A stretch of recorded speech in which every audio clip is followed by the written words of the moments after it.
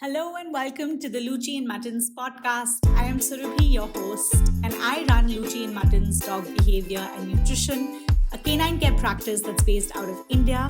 I work very closely with dog parents across the world, helping them meet their dog's dietary and behavioral needs through scientific, holistic, empathetic, and dog-centric methods. Welcome to episode 21. I have two fabulous guests on this episode, and I'm so excited to share this with you. One of them is a French award winning photographer, artist, and animal advocate, mostly known for her series of dog portraits, Wet Dog, and my favorite, Pitbull Flower Power. Sophie Gamand is a published author, speaker, and animal chaplain, and I'm so excited that she could join me for this episode. Joining her is Sindhoor Pangal, Director of BHARCS Education. She's a canine behavior consultant and myotherapist, currently completing her master's in anthrozoology from the University of Exeter, and is known for her remarkable, eye-opening work on the lives of free-living dogs.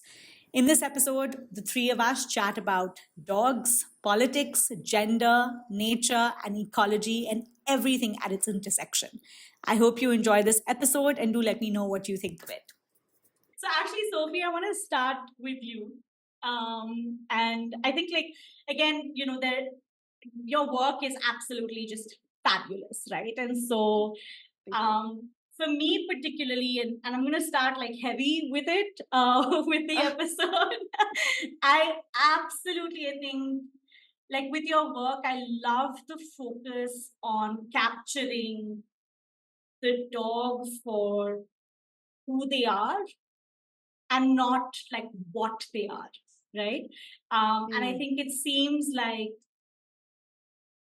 that's it's obviously a style. It's something that comes through with every piece of work that you create, and I think it's something that is so unique to you. And I think that what I find so powerful about that when I receive your work, when I witness that work, is this is not just. It doesn't seem like it's just an artistic style. It seems like there is a certain intentionality, there is a certain belief system that is coming through your work. And so, yeah, I'd love for you to just tell us a little bit about that thought process.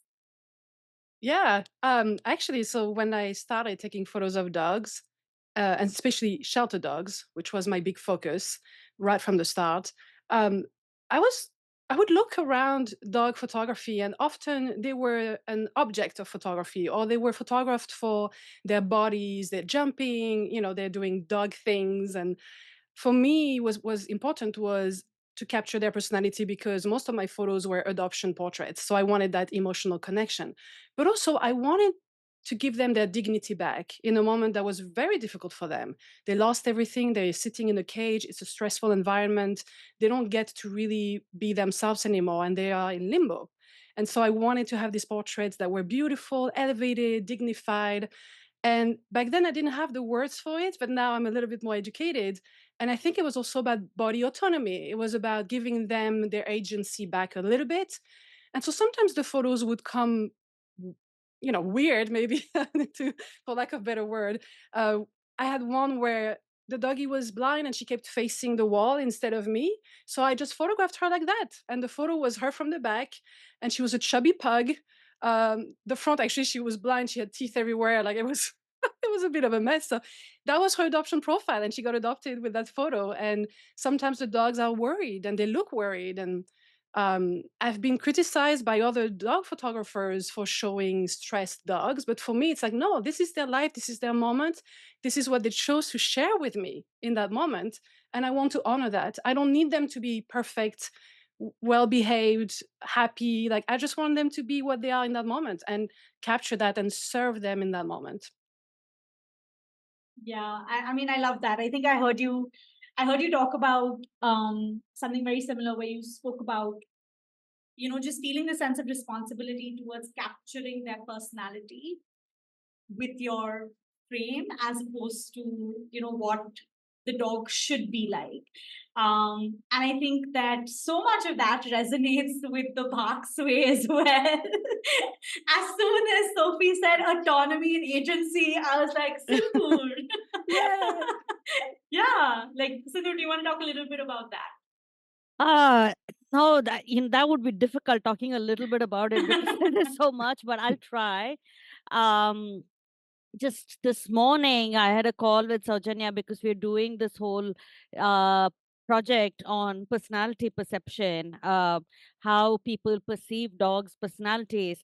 And one of the big objects of this exercise is to then work it into a adoption model, so that people who want to get dogs adopted now go through a process where they get sensitized to the idea of a dog's personality, right?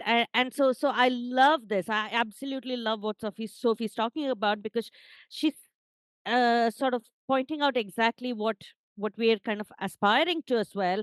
And that's kind of what I studied as the run up to this project, which is most or rather a large percentage of adoption failures happen not because the dog's not the right breed, or the dog's not trained right, or the dog's not whatever.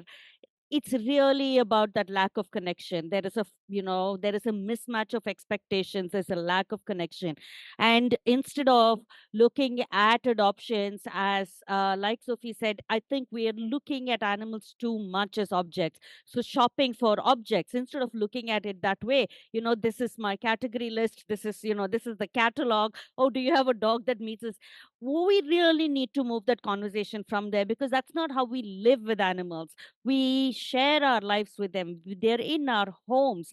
They become part of our family. We don't even have words to express the kind of relationship that we are in with them. It's so deeply personal, and at the same time there is this power structure there. And then human animal relationships touch upon a certain aspect, sometimes even get spiritual. It's just a remarkable relationship that we have, and we're going to go shop for it. That doesn't make sense, right?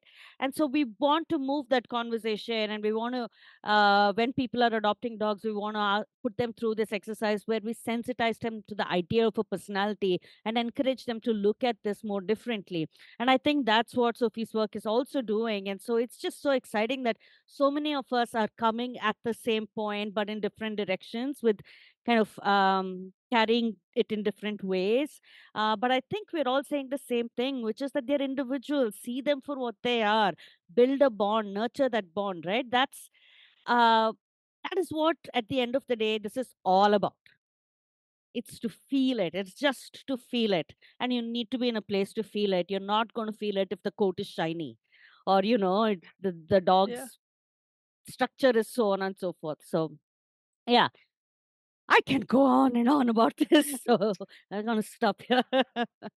Yeah, but it's true. I always told people, like, you're about to meet your best friend, your confidant, the person, your partner in life. Yeah. And I used to live in New York, where a lot of people were single and their dogs were really everything, and I'm like, how do you want to meet that person? Yeah. Do you go in with an open heart? What are you looking for? Or are you just going to check boxes of, like, it needs to be a certain size, it needs to be a certain look, it needs to make me money as an influencer on Instagram, whatever, your criteria is. So it's your best friend. You're going to share so much with that person/dog. Yeah, yeah. And I think it's interesting, right? Because I also feel like, Sophie, like with your work, like it's almost like a little bit of a rebellion to, I think, like the commodification of finding relationships, right?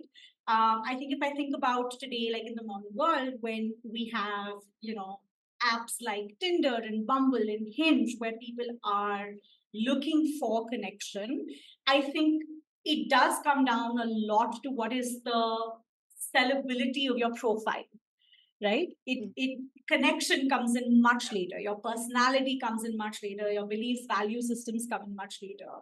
And I think so much of that, and we speak so much about this at BHARCS, which is how we view our relationships in life with people is also what influences our relationships and the quality of attachment with our dogs as well, right? And so it feels like in this world where we're commodifying connections and really looking at who can market and sell their their connectionability, right? Like who can what that is. I feel like your work is a little bit of a rebellion to that idea, to saying, hey, actually, I'm not going to go down that path. I'm actually going to capture what the dog is showing me in this moment, which also seems very integral to who they are. And again, I think like staying away from what they need to be, what they should be, which I think is also really interesting. Yeah, I mean, also humans are very visual, so they will latch onto an image. And I used to work with a rescue that most of their dogs were brought from Puerto Rico to New York and other places. Most of the dogs would be adopted even before they landed, based on the photo, on the story they had seen on social media, right? And people had projected, oh, this is my dog. I don't know that I could. I need to meet a dog in person to really feel that connection. But we are a visual species, so we will latch onto an image. And I think that's where the shelter staff and volunteers have to be very honest, and sometimes brutally honest, to say, hold your horses, this is not the dog for you. And I work with a shelter here. They have a dog that is a purebred, and a lot of people want that dog, but he's a bit naughty and he's not good with kids. And this family insisted, no, but we want this dog. We've had this breed forever. And the shelter was like, no, this is not the dog for you. And sure enough, it didn't work out. And so I think we need responsible shelter staff and volunteers, and we need the public to respect their input, when it comes to that. So the visual is the hook to get people through the door, but then we have a lot of work to do. As Sindhoor was saying, like people need to understand that it's not an object you're bringing home, a cute little thing. Yeah, Sindhoor, do you want to add anything to that? I mean, it's quite a remarkable balance to strike, right? Because, like Sophie mentions, on one hand, people are really visual, and so you take these powerful pictures, and you have people kind of rushing to pick them up, and so you want to make sure that you're not objectifying them, you're not commoditizing them, and you're presenting sort of a real version of who they are and draw into their personality.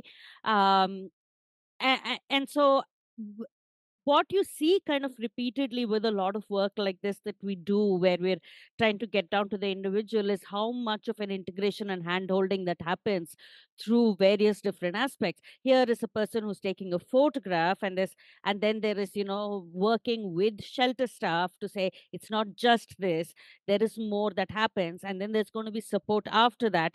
And I think a large part of my kind of I'm irked with where the industry is at today is because of two problematic things, right? And one is how animals are being commodified, and that's the industry, that's the problem, uh, so talking about them as car models, as desirable breeds, and sort of, here is my 2024 version of so and so breed, right? Like a car model coming out. So there is that commodifying, and then there is there's also sort of professionals being so narrow and siloed, they don't have a wide enough view of things.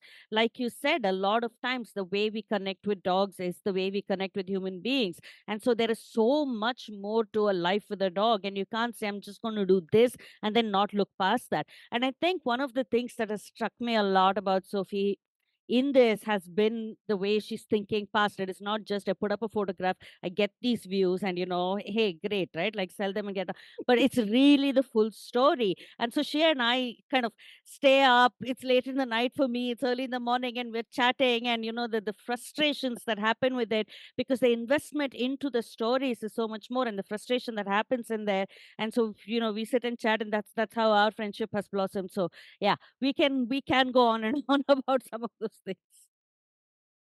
Yeah, I think this is a really good segue, because I feel like we've talked about commodification, we've talked about desirable breeds, we've talked about personalities of dogs, and I think it's a good segue into talking about pitbull flower power. And for me, like that's like the big piece for me in this conversation with you, Sophie, and I'm sure that you are tired of hearing how amazing that entire campaign was. Like, oh my God, like, and I have to tell you this, that I think the campaign released in 2014, which is, I think, which was still a time here in India where we were, I think, we had just perhaps experienced like an explosion of pit bulls, especially in the northern part of the country, and we'd seen a lot of that. And for us, an indicator was really how they were showing up in shelter systems. And I think that at that point in time, of course, like education was limited, awareness was limited, and so I think a lot of us, including myself, fed into a lot of like sensationalist views of what the breed was. And for me, a turning point in that thinking was watching your campaign on Pitbull Flower Power. Like, it blew my mind. And I think it was the first time that I saw this breed of dogs in such a different light. And I think it stayed with me so powerfully because it allowed me to think about, oh, wait, maybe there's something not right about the way that the media has constructed this breed. And I do want to share that it, I think, paved the way for so many things, because my second dog that I adopted was a pit bull who absolutely changed my life, and was, I think, one of my most intimate, secure relationships ever. And it's allowed me to go on to like foster so many pitties and advocate for them in very different ways. And so I do want to take this moment to just thank you for that incredible piece of work, because it was just transformative. Yeah. Well, you're gonna make me cry. Yeah. Thank you. Thank you for sharing your experience. It's very interesting for me to hear that, and especially after so many years. And people will tell me, because the project went viral immediately. And so for the first couple of years, it was a nonstop flow of messages, and everybody wanted a piece of the project, and it was a whirlwind, right? So 10 years later, to hear stories like yours, it's really touching. It's very special. And I will say, that's how I went into this project too. I had moved to New York, and I would see a lot of pit bulls in shelters, not really understanding yet the scale of the issue. I just knew in France they were kind of banned, and like we had the same negative image of them. And so each time the shelter staff would bring a pit bull on set for me to photograph, I'd be like, oh, okay, next, and not wanting to engage.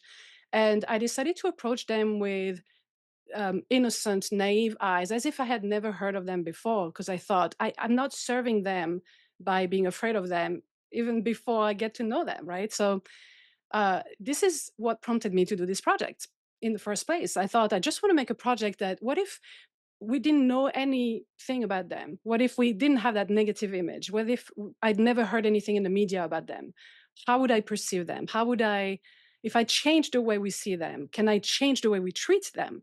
So going back to the visual aspect, right? So yeah, it's been a bit of a whirlwind, because I was afraid of them going into this project. And, through the 10 years I've worked with them and on this project, I have ups and downs, and I have questions that come up, when people express prejudice against them. I have to constantly remind myself, I'm talking about individual dogs, and this is how we need to talk about dogs. We need to stop talking about breeds. We need to stop making blanket statements. And if you go back to the individual, which is what my work is about, and which is why every dog got a very unique flower crown that I never reused, it had to be very individual for every dog. There was a story, a crown, a color scheme, something that was just theirs, right? And that's what I always have to remind myself. It's the individual. We have to stop making those blanket statements. Yeah, and I think for me, like with the campaign, I think two things that really struck out to me. And again, of course, over the years, I think I have matured and evolved to understand the intricacies of the campaign as well, as much as I can. But I think two things that really stayed with me was, one, I think the use of the flower crown. I think that was just so incredible, because I think that there is something so, to me, like it almost felt like a return to like their softness as dogs, and a return to what is natural. as opposed to Right. what is artificial and man-made, right? I also think that what was incredible was that it took a woman to see that perspective. And, I think like so unabashedly, I think bring that softness forward, right? And I think it was such an interesting, I feel like it was such an interesting juxtaposition, right? Because you're seeing this breed who has been, sensationalized for being vicious and aggressive and, like killer, right? And then there is just so much softness and warmth and love that exudes from each of those photographs. And I thought that that was such an interesting, like an interesting and a really like complex interplay of lots of different things together. Yeah, you know what's funny too is I'm a gothic girl. Like I never in a million years, like I just got these pink headphones because I was like, let's just be girly for once. So flower power was so out of my norm. I never thought I would ever create work like that. And as a matter of fact, I thought I was going to make 5 images and move on with my life. And I had much darker work that I wanted to create. And so it really took me by surprise. Going back to that feminism and femininity and all these themes, like I really struggle with that. And growing up, I grew up in France in a very patriarchal structure where only the boys in my family were allowed to sit at the table, make jokes, hang out. We were here to clean. At the end of the meal, my dad would go, "Come on, girls, just clean the table." And there was a lot of pressure on that. And I didn't want to be a woman. As a child, I wished I was born a boy. And there was a lot of, um, feminism came much later in my life. And so, figuring out what it means to be a woman and can I be myself and be a woman and be respected. And being a dog photographer, uh, being a woman photographer is already a mess. Being a dog female photographer in the world of photography, which is also very patriarchal, very male dominated. I've heard it all. And I've had some really very problematic comments made, and my work hasn't been respected in some venues where it should have been. So I've contended with that. And so with flower power, going back to that, the idea of the flower crowns was to infuse more softness, and I didn't realize, but femininity to it. I thought the way we see pit bulls is a very masculine energy, very rough. There's studs, on their collars and spikes and chains and cropped ears. It's this very masculine, toxic masculinity, really. And so I wanted to do the exact opposite of that. So it's a little bit on the nose, I guess, to use flowers and soft pastel tones to convey feminine energy. But most of the pit bull rescuers I knew were women, often single women, and I think as a community, we were trying to reclaim the image of the pit bull as saying, yeah, we can be a gentle woman and have the beast at the end of our leash in the street of Brooklyn or New York. And it's okay. So it was interesting to capture the pit bull in that battle of gender and the tension between toxic masculinity and, I don't know, feminism. Yeah. Sindhoor, lots of themes. Yeah. I mean, it's remarkable to see the parallels, right? Because so we're talking about working with dogs and behavior, and we're talking about photography, but the themes still are so similar. There is a very sort of a macho, masculine approach to dealing with its dogs, breeds like pit bull, um, and there is a pervasive belief that uh some dogs need tougher ways, right? and and the voices of those of us who come at this with a more softer approach or a more feminine energy to it, however you want to look at it, the we're almost ignored. It's made to believe we're silenced. So just the way you've been experiencing it, Sophie, we've kind of seen this as well. We're silenced, we're ridiculed, but also we're largely ignored.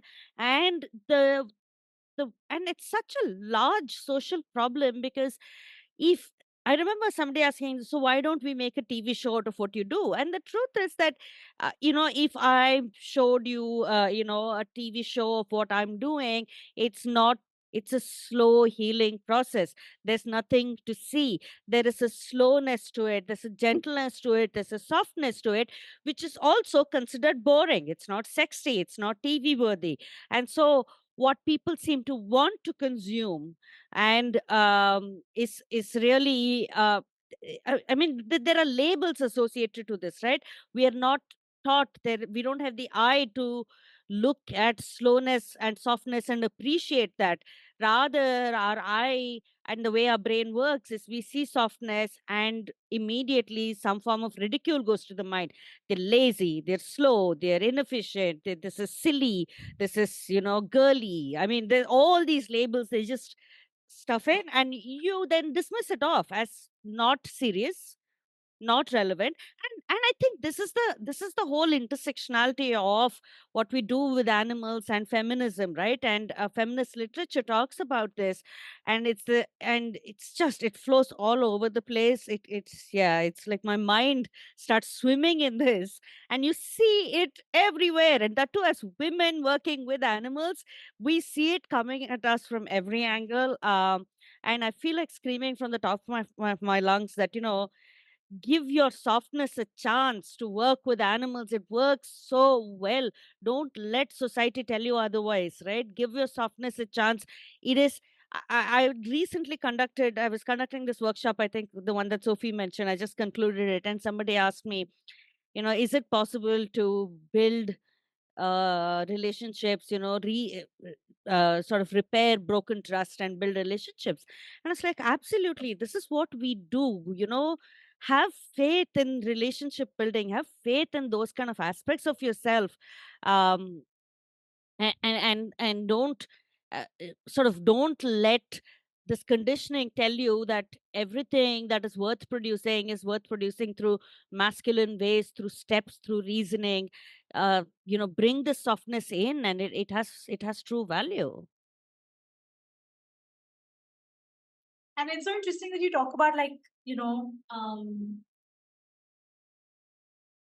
the definition of production, right? Because I was reading something recently, and the author spoke about how the definition of productivity has also become extremely patriarchal and capitalist, right? And in its original form, it was really about offering care. It was really about, you know, life affirming. It was really about nurturing. And those are all feminine attributes. Yeah. And so, you have capitalism and patriarchy sort of overtaking that completely and making it this very like aggressive, dominant kind of, very gendered piece. And in that process, I think so many of the things that women traditionally have done to pretty much hold the world together like, have actually like taken a back seat, especially in terms of acknowledgement, recognition, just seeing the value of that, right? And I think again, even in my own journey, like when I think about uh, extending the BHARCS way to Mutton, who was my pit bull, I think I was one of the first people in my immediate shelter environment who was doing that kind of work. Up until then, the breed agenda for pit bulls was prey dry training, choke collars, prong collars, restriction, a lot of the alpha nonsense that went out there. And I think in the first year or so, I think there was a lot of flack for treating my dog as an individual being, for treating my dog with softness, for saying, okay, let's talk about what are your needs? How do I build trust, right? And so I feel like it's so yeah, it's just so chaotic. And I think it comes down is, I think it's painful, I think, after a point to constantly try to like fight for that softness And I think, like, I particularly find it, the part that now I'm finding really difficult in my work is to say, oh, here's evidence for softness, you know, where I'm just like, why should I have to substantiate this with anything? Why can't it just be, this is my way of working, and this is what I think builds long-lasting relationships. Yeah. Yeah. It's not just about, like you said, it's not just about suppression or, not getting recognized for the care work or this what is considered softer work, but really it's more than that, right? It's more insidious than that. It's pushback, it's severe criticism, it's constant kind of belittling and pulling down careers. I mean, it's seriously threatening somebody out there, right? Because it's not just ignoring, saying, it's kind of irrelevant. There's more than that. It's a kind of a very systemic pushback on it, which makes one wonder who is so afraid of this and why. Yeah, I will say, if I can jump in too, we see it at a global scale, also at a political level. Why do we keep getting these more and more authoritative men come to power? We see it in all the countries, like this rise of dominance and capitalism and violence and oppression of everybody. Uh, it's I agree with you, Sindhu. There's something about why is softness so threatening, and who is it threatening to? And I think that's when you know I like to talk about ecofeminism in that aspect, because that's how I think I relate my work to ecofeminism, an intersectional version of ecofeminism, of course. But it's really this idea of everything that we do, production, the way we treat dogs, the way we breed them, the way we train them, everything is through that prism of patriarchy. And here we are, ecofeminists, because I guess I'm sure you feel, from what I hear you say, you align with the idea also that we can foster a gentler approach to the natural world and to each other. Why is this so threatening? And why are we getting such a pushback at every level on this, when it feels to me that everybody would benefit, except maybe the few at the top that only profit from a system that oppresses everybody else? But at the very least, when it comes to dog training or dog relationships, it feels to me would be easy enough to implement, but no, you get a lot of pushback. Yeah. Yeah. And it's at all levels, right? Look at it, it's at a political level, we're talking about it, at countries, and then it's at a social level, and it's so ingrained that day to day, the way we lead our lives, you know we we have become we have grown to hate the soft side so much that if it's in us, if we're born women and if it's in us, we just don't want to be us, and we want to be, my God, I think it's seeped into everything. It's infused in the air. Yeah, for sure. And I think what you said, right, Sophie, about, like, just, I think, growing up also within a patriarchal system. And I think even for us here in India, and I think a lot of us, again, have grown up in very similar systems, exposed to very similar systems and ideas. I think there's also this conditioning that we sort of develop to say that, like, okay, I'll speak from my experience. I think this conditioning of, do I matter enough, right? Do I hold space? Can I take up space within this larger system, right? And I think what has been really interesting is that through reconnecting with that softness with dogs, I have realized that yes, I can take up space, right? What is that? What does that agency and autonomy for me look like, really, in this process, right? And I think that, and the reason why I wanted to share that is because I think it's I understand how so many of us can become oblivious to that conditioning and oblivious to that brainwashing that happens. But I think when we especially, I think, connect with our dogs at a deeper level, it becomes very hard to ignore that. It becomes very hard to not come in touch with those aspects, both for the dog and for ourselves. And this actually reminds me of something that you had said in an interview, where you said, how you now look at dogs and you just want to sort of like apologize to them. You feel really apologetic towards them. And that, I love the line that you said. You said, we talk about dogs being a man's best friend, but are we their best friend? And that was so powerful. And it's such an uncomfortable question to ask, right? So I just wanted to know a little bit of like, where did that emerge for you from? Yeah, I feel like because there is such a vested interest in the dog industry, because there's a lot of money at stakes, there are a lot of egos playing the field, right? We tend to accept or promote a lot of very abusive things under the cover of, but they are best friends. We have this special love relationship. Love becomes, the mountain that hides all the crap that we're doing. Because we love our dogs, we make decisions for them on their behalf without really considering them. So I'm asking, what kind of love is it really? How do you define love in a relationship that seems awfully one-sided? It's not one-sided because dogs, of course, express love too, but yeah, I do feel like we use the best friend argument to justify a lot of really, really problematic things, I think. Yeah.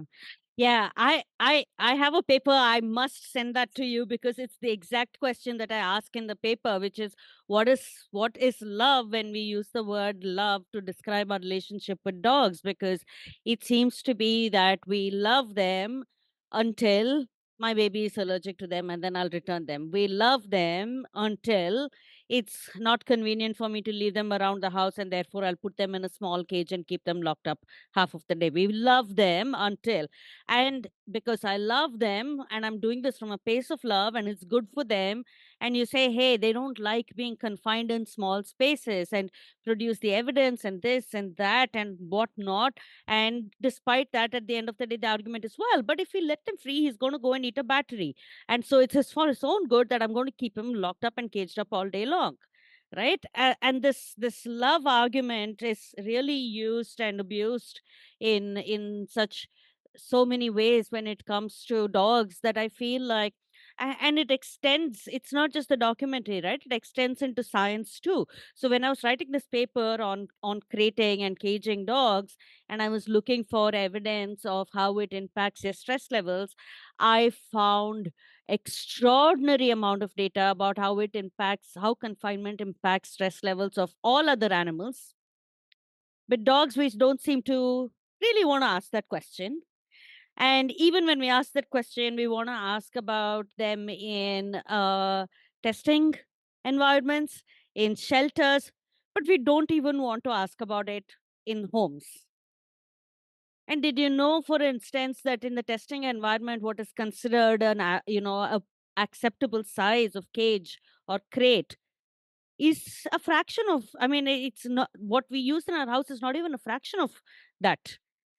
So these boxes that we put them in our homes are really it would not pass any test. It would really not pass any test. But we don't want to ask that question of home dogs because, hey, we love them, right? And so the paper was really about, why do we not want to ask this question? What kind of a love is this? Is this love that is love until it's convenient? And then this kind of brings up this whole idea of the animal mirror, right, that we've been talking about for a while. So it's this mirror that you hold up to yourself to see who you are. If you're defining love that way, is that your relationship with love? Is that what you think about love? Is that how you experience love? you know has love been transactional for you? Is that how you've experienced interspecies relationships? And so, yeah, I mean, it brings up so many questions that, yeah, I very think, yeah, uncomfortable ones. Yeah, but I must send you that paper. I think you'll enjoy it. yeah, or not. I mean, your paper I will enjoy, but the themes it brings up for me Yeah, yeah, might be yeah, challenging. no, But I think yeah, also a step further with the love that what you're describing is also, I want to hug my dog and he's yeah, being annoying. yeah, That part for me, I've been thinking a lot about consent and body yeah, autonomy in the relationship. And I realized, how many times have I picked up my dog and kissed him in the face, even though he's going like this? He doesn't want to be kissed, but Yeah. I want to be held. I want to be kissed. I want that physical contact. I mean, in a way, the relationship between the dog and a person is erotic, might not be the word. I might like Yeah. but it's very physical. It's very, I Yeah. think there's a lot of hormonal things that's happening. Yes. And so how do we draw those lines? And I've been trying to include more consent in the way I interact with my dog, even at that level. And at first he was like, come here. And he doesn't want to come. And it's like, oh, great. Like, it makes me feel sad and neglected, right? But little by little, it's incredible the freedom that it has given him. And now he chooses when he wants to. And our relationship is so much more beautiful, and it's so much more rewarding when he chooses to interact in that way with me. And it feels Yeah. like it's a two-way, relationship. And so love, yeah, it's about what we do with them, to them, the way we control their environment, their life and everything, and put them in a cage or whatever. And it's also about the relationship we have between us and what they're allowed to express or not, and how they can show their love for us. I think a lot of dogs that I've met in shelters sometimes had been returned because people didn't feel that love that they were expecting. Oh, he never wants to cuddle, and it's like, it's harder for us to bond with an animal if they're not going to be at our disposal, every time we want a hug or Yeah. something. Yeah. And if we say it that way around human beings, it can sound so disturbing, right? So Yeah. I know that, it is not unheard of, because there are parts of the world where women have so little agency that the men will actually say, I get to touch you when I want to touch you. And you will show me the affection the way I want you to show affection. And now, when we say it that way, for those of us who don't come from those kind of, families, immediately it's cringe. Oh my God, that's flat out abuse.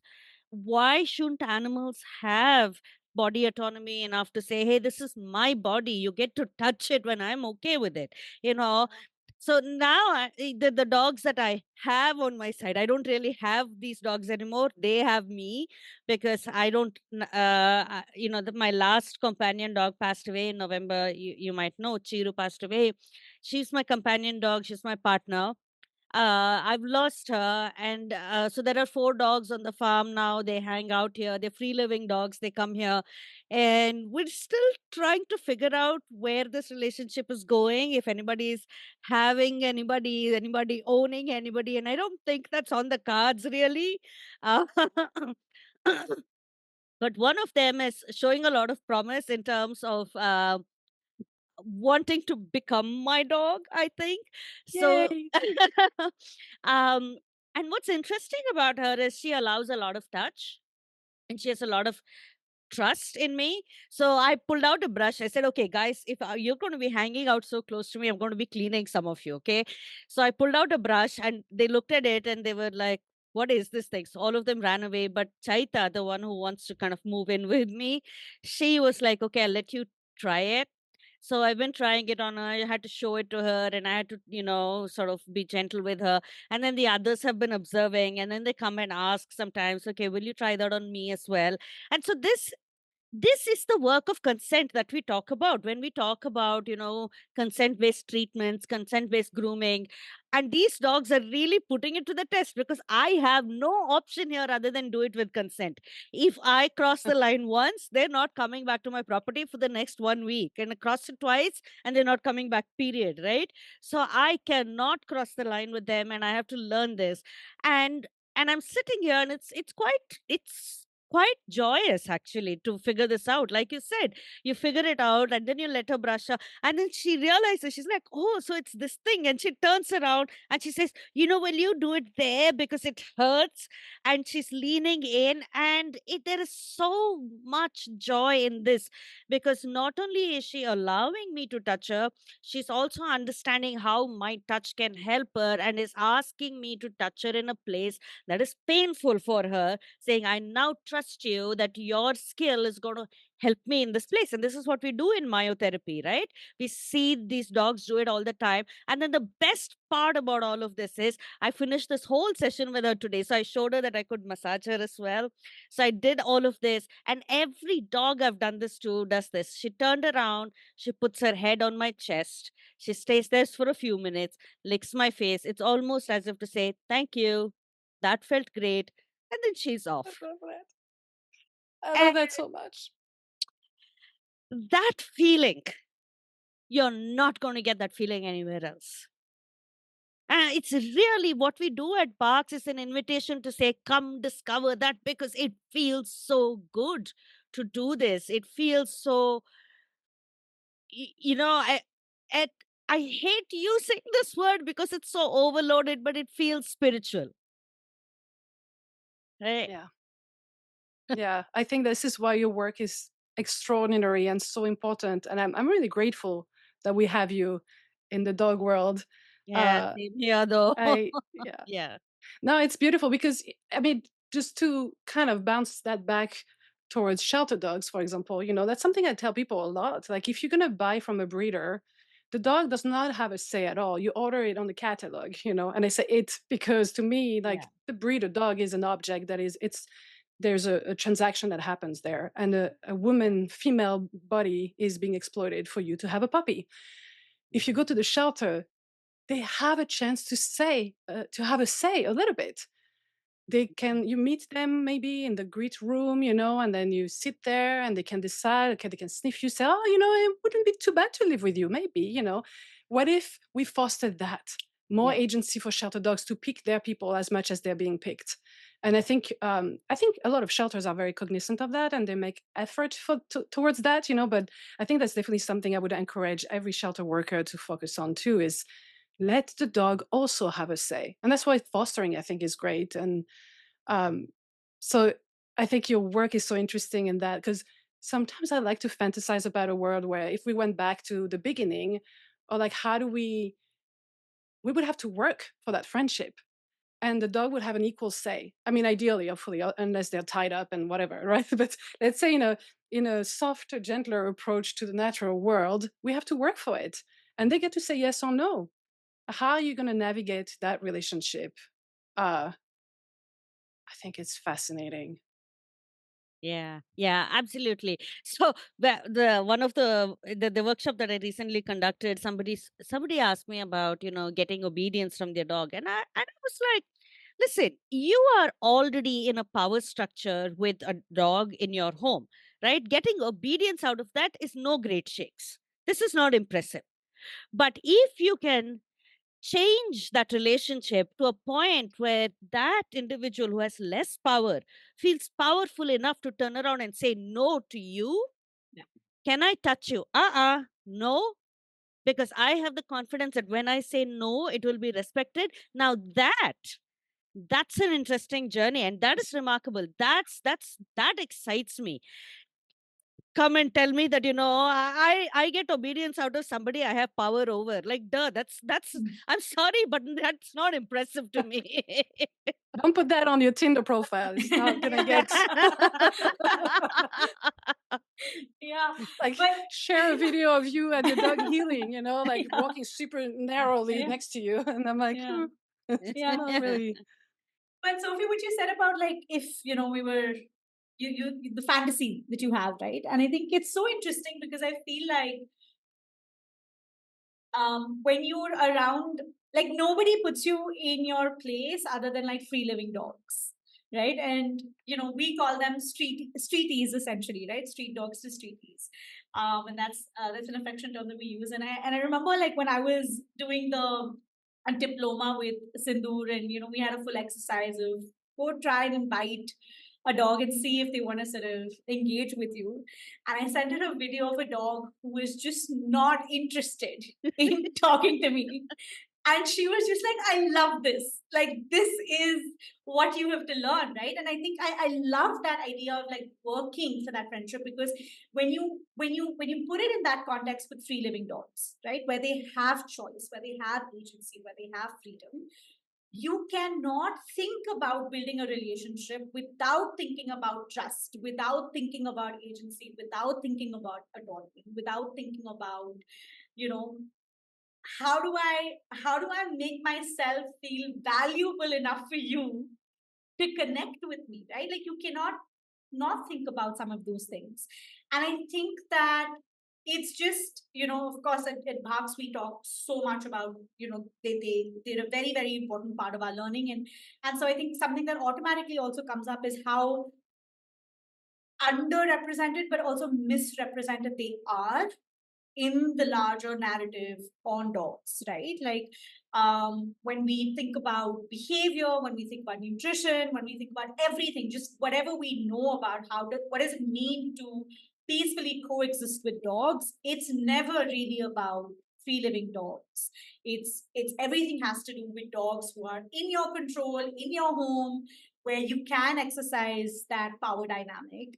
And I think a part of me now, and maybe this is a little bit of a late realization, is that a part of me is now started thinking that it is not necessarily coming from a place of ignorance. I think there is very intentional misrepresentation and underrepresentation of that, because how do we hold space to talk about freedom and agency with another animal when our entire so-called culture or the entire system is focused on control and power and that dynamic? Right.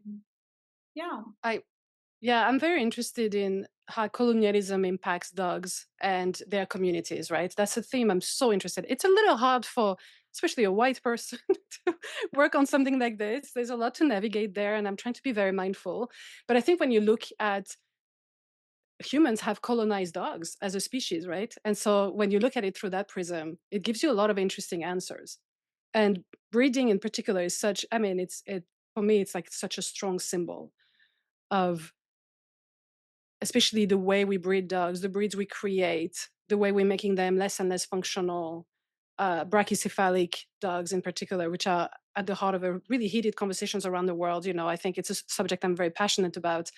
And if you allow me to elaborate a little bit on brachycephalic dogs, so flat-nosed dogs, I had a conversation once on social media, and I was talking about how they are bred to not being able to function and breathe normally. And in a way, it keeps them under control, to go back to this idea, right? And somebody said, oh, wow, that reminds me of how women had to wear corsets and they couldn't breathe and they would have these fainting spells, and we kept them controlled like that. And so to go back to ecofeminism, or the way of a gentler approach, and the way women have been oppressed and some groups have been oppressed, kind of mirrors the way we oppress dogs, right? It's very similar. We are breeding them to have control over their bodies, and by extension their life, their agency, their everything. And we breed them sick, we breed them intentionally or not. I mean, I think in the case of brachycephalic dog, it's very intentional, whether or not those breeders want to acknowledge it. You are purposely breeding dogs that are going to struggle. Most of them are going to struggle greatly their whole life because of the way their bodies are built, right? But with German Shepherd, they all have hip dysplasia. So we are breeding dogs that are, the way we're approaching breeding is very detrimental to dogs. And so in my mind, we have colonized that species, and what are the consequences, and how can we remedy that? And maybe also, I mean, living in the Western world, I think here, it's unfathomable that a dog should be a free living dog. I mean, in the US, you wouldn't, and so we shove them in cages, in shelters instead. And there's this control over that is, I mean, after 10 years of working with shelters, I really struggle seeing another dog in a cage. Let's put it that way, which is why I've switched a little bit to working with free living dogs and exploring that instead the past few years, because I just couldn't take it anymore. You walk in the shelter and to see the distress that's coming at you. And so I know the free living situation is not perfect and comes with their own set of challenges, but I'm very interested in that. And where's the middle ground, and how do we make it work for everybody involved, the dogs and the communities that share space with these dogs? I went a little bit all over the place, sorry. Like, I don't know where you want to, but there's just so much. Yeah. Surabhi, is there anything specific of this you'd like me to pick on? Pick on anything that your heart's telling you to pick Oh on, my God. Sindhoor. Oh my God. I mean, all these points, Yeah. right? There is, of course, there is colonization, and colonization not just in terms of breeding, but a lot of colonization that happened in countries like India had to do with the idea of, here is the sovereign that owns this land. What does owning the land mean? Every person, every human will behave the way we want them to. Every blade of grass will be in the place we wanted to say. We will grow trees that we like. We will, and that is the colonization of the land, right? Everything will be in its place, and we decide what is where. And so domestic animals are separated out, wild animals are separated out, and everybody has to stay in their places, and there is this natural reserve, and these wild animals are for us to put in our menageries and show it to the world. Look how large our colonies are, toss in a few human beings there as well, and my colony versus your colony, kind of this terrible, disgusting thing that was happening. And I talk about this in my workshops a lot. And here came along this little dog, this free living dog that said, your rules of colonization don't work on me. I'm not domestic and owned, and I'm not wild. I occupy a liminal space, an in between space that breaks your brains, and you're not able to understand the space that I occupy. And and so this was clearly highly problematic for the British Raj when they were there in India, because there was, very focused culling programs that were born during the British Raj. And it's a, the remarkable work of some communities in India, particularly the Parsi community, which is, it's a very surprise element there, that they kind of bring in this thing into the post independence attitude towards in India, towards dogs in India. And thankfully, that translated to a certain amount of constitutional protection for free living dogs in India, which is great. But that didn't change the social attitudes, because we did, and we still do have a massive colonial hangover, as I say. So, there are these ideas that we have picked up, from our colonial overlords, that we don't seem to want to let go. And we're constantly aspiring to be, them. And a big part of that is get rid of the street dogs. I mean, I am forever in debt of the countless number of activists who kind of push back and make sure that their rights are upheld. And this argument that is always given, we like to shoot from the shoulders of this animal welfare, right? So the argument that is given to get rid of street dogs is it's for their own welfare. Terrible things are happening. Now, I live on a farm. Terrible things happen to snakes. Terrible things happen to peacocks. Terrible things are. So what is it? Human beings are terrible. We do terrible things to every other species. So what is the rule now? The only way we will allow you to survive is if you're owned by us and caged by us and captured by us, and anything else is, oh, life is terrible for you, so don't live it. uh, that's that argument hold to humans too? Do we say, oh, your life is terrible, so don't live it? Sophie opened with the idea of dignity, right? So there is dignity. Are there some lives seen less worthy of living because they're not pleasant to our eyes? Is that uh, kind of jarring our comfort? And our comfort is so upfront and center that we just want to get rid of these lives because we don't want to see them around, because they're not as pretty as we think they are. What if we ask the street dog, do they enjoy their life? Is a street dog capable of experiencing joy? Heck yeah. How many times have we seen that? Is a street dog capable of experiencing love, connection? I see these dogs, I document them, I write about their stories, and those who attend my classes are regaled by their stories. They have friends, they have enemies, they have politics, they're busy all day doing very important things, and they seem terribly happy about it. Yes, there are times when they are heartbroken. One of the puppies behind my house, a snake bit her and she died. And the mother and the daughter were heartbroken for a while. But that doesn't make any of their lives less worth living, simply because we can't see this. And this wonderful gift of colonialism that has taught us that, you know, cultured living is about severing your relationship with nature and overcoming it, and you are now leading a civilized life, and there's no place for these kind of animals, these kind of liminal lives in civilized life. And so, oh my god, there are like so many concepts that come into play here. We can go on and on about it, but yeah, I'm so glad you brought it up.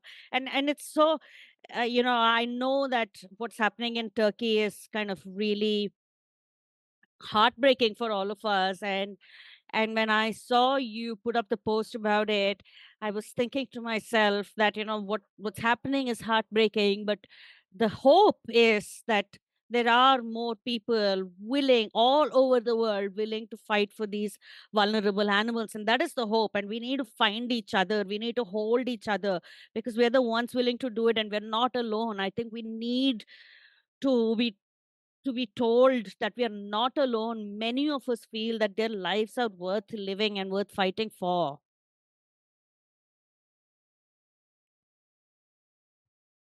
Yeah. I want to actually leave you with a last question. And actually, this came up as I was listening to the two of you talk, and if why is it important, I think, to think about dogs and our relationship with them in so many layers? Because I'm wondering, right? I'm sitting and listening to the two of you talk, and I'm wondering, I'm sure, Sophie, for you as well, I think you would have had people say, oh, but, why are you talking about so many things? You just had to take photographs of a dog. Or, even for you, Sindhoor, I think, why do you have to talk about so many things? Just get my dog to stop, behaving the way that they're behaving. But what makes it important to think about these systemic pieces? What makes it important to think about these relationships critically? And the reason why I ask this is because I recognize that so many people who share lives with dogs, so many people who work with dogs are also on a journey, right? And I think that for some of them, there are inklings for some of these ideas and conversations. For some of them, the doors are completely shut. But I think that as we continue to sort of, talk about what does it mean to be part of a community that is holding each other together, what does it mean to be loved and affirmed and cared for together in these ways. I think it's hard to do that if we're not all thinking about similar things, right? If we're not meeting at some middle ground. And so why is it important? Why does it matter? Sindhoor, I'll should I let go Sophie go. Yeah, first? yeah, absolutely. So Okay, Surabhi I'll gave try me strict to. instructions that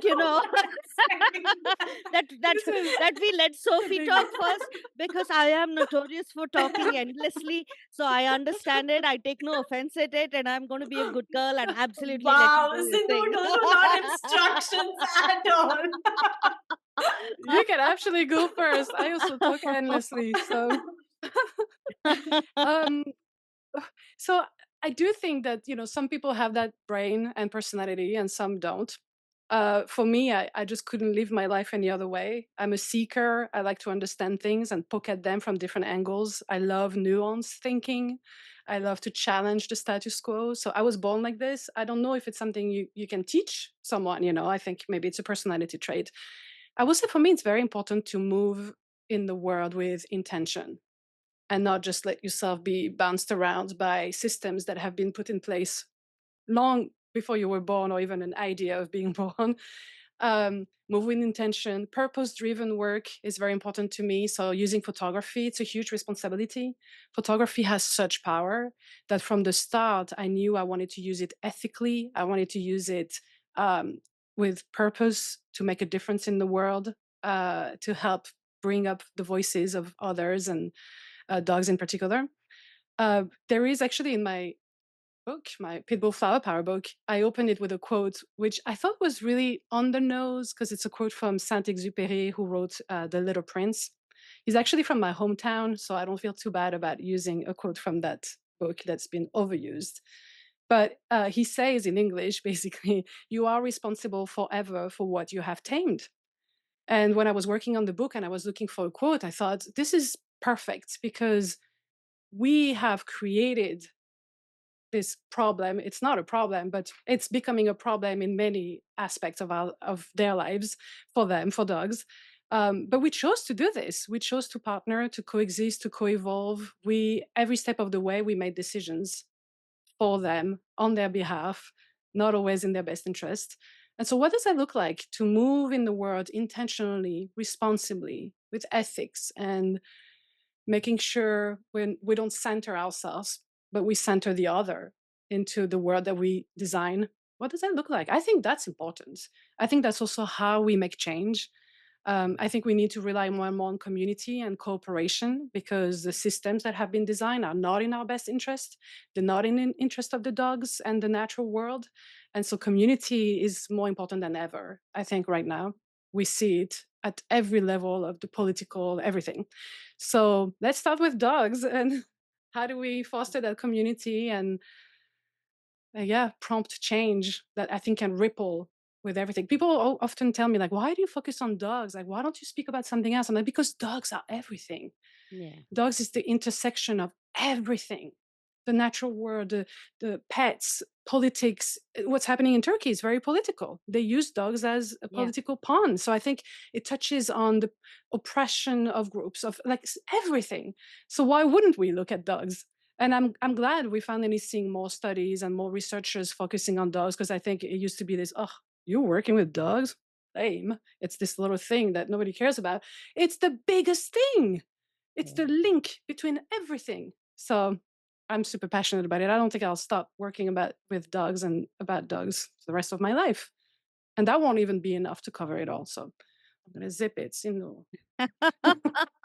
The floor is yours. Yeah. No, I absolutely. I love the way you say dog. It's at the intersection of everything, right? That's actually beautiful. I think that's exactly the way I feel. And one of the things that we do at BHARCS, I think, which keeps coming back to us, is a lot of the work that we do, which is based on relationships and based on trust and based on secure attachments and things like that. And invariably, people come back and say, "Oh, but this has changed me. This has changed who I am." Because that's really and more recently there was somebody who came and said, I think I'm going to quit my job after listening to you talk, because I work for an oil company. And so it's really the application, like you said, it's really sort of one end of the string, but when you start working on it, you start sort of getting exposed to so many different aspects of your own lives. You start seeing reflections in of who you are. You start understanding yourself better. You start understanding how you do relationships and what keeps you from doing relationships. And at the end of the day, I lost my husband 3 years ago, and I've been really introspecting about the meaning and purpose of life, right? Because I don't have any other family, sort of immediate family. And so why am I here? And is it about money? Is it about fame? And all of those things start crumbling away once you go through something like this, and you realize, none of those matter in the end. None of them are giving you joy when you're kind of broken down and you're bawling. And then you realize what matters is the beauty of the relationships that you experience at a given point in time. The 10 minutes that I spent, brushing Chaita and her saying thank you to me, and that is it. That is all life is about. There's nothing bigger and grander, and you're not getting memorialized, and all of these grand ideas that we're sold. It's all bogus, right? None of that is happening, right? And if you don't live those lives moment by moment, eh, there will come a day when it's too late to do all of that, and you realize that you've just been on this wheel and ignoring all those around you. And if you want to actually start living this truly, like Sophie said, move intentionally, do things slowly, look at the relationships around you, do them more mindfully. And I think dogs are so great at this. They're like, yes, we can try this out, and I will give you a platform to try this out, and I'll give you a platform to work on your relationship, just but we got to do that kindly. I don't mean like experiment on them, like please don't. That's not what I mean really. But they're just so willing to do this, so willing to do this. God bless them. I don't know why they give us this chance, but they're so willing to do this with us. I think it can really unlock a beautiful journey. So for me, it's less and less about kind of, you know, what we owe to the world, and it's more and more about giving access to that wonderful experience within. And I really hope that if I really feel like if everybody could do that and start healing themselves, which is big part of this process, also healing, right? We probably will start fixing a big part of the problems of the world. So much of our world leaders ego problems are coming from unhealed souls, right? Daddy issues. Yes. I was trying not to say it. But And mommy issues, let's be honest. yeah. And so for me, it's such a large thing. Like Sophie said, I think it's at the center of everything, and it transcends everything, and it's at the foundation of everything. It's just so powerful. Yeah. I'll stop now. And yeah, no, I think for American listener that don't have access to free living dogs necessarily, foster dogs. Yeah. And I guarantee you'll find out a lot about yourself. The first time I fostered a dog, I sobbed for a week, disheveled in dirty hair and pajamas I hadn't changed in days. And I was like, what did I do to my life? And it brought me back to motherhood and how I had to make the decision to not have children because of a lot of variables, but mostly because I didn't trust my motherhood instinct. And to be confronted to it via foster dogs was a huge piece for me, And so I think experiencing free living dogs or fostering a bunch of dogs and just it's challenging, but it's so powerful to learn about yourself. So Yeah. Yeah. Whew. Whew. How many more hours do we have? Because I have more ideas. No, but seriously, Sindhoor, Sophie, thank you so much for this conversation. Like, I feel like one, obviously, time flew by really quickly, but I think that we touched upon so many important and critical themes to just the larger, I think, narrative on dogs and the way that we share our lives with them. And I really want to thank the two of you for just being really open and vulnerable and honest, and hopefully really uninhibited in sharing your perspectives. But I do feel like we need to do like multiple parts of this and like deeper dives into each of these themes. But I think that this was just incredible. So thank you so much to the two of you for being here. Thank you so much, Surabhi. I'm really glad that we did this, and I really want to thank Sophie as well. I've been wanting to do this with you. We've been chatting about all of these ideas so much, so it was kind of high time that we, I think, met at least on Zoom. We will meet in person soon. Yes. But and the work that you do, it's just so moving. I'm just glad that I get to know somebody like you in my lifetime and witness and behold what you do. It's just remarkable. Thank you. Thank you. And I feel the same about your work. I'm really, again, really grateful that you are in this world with us.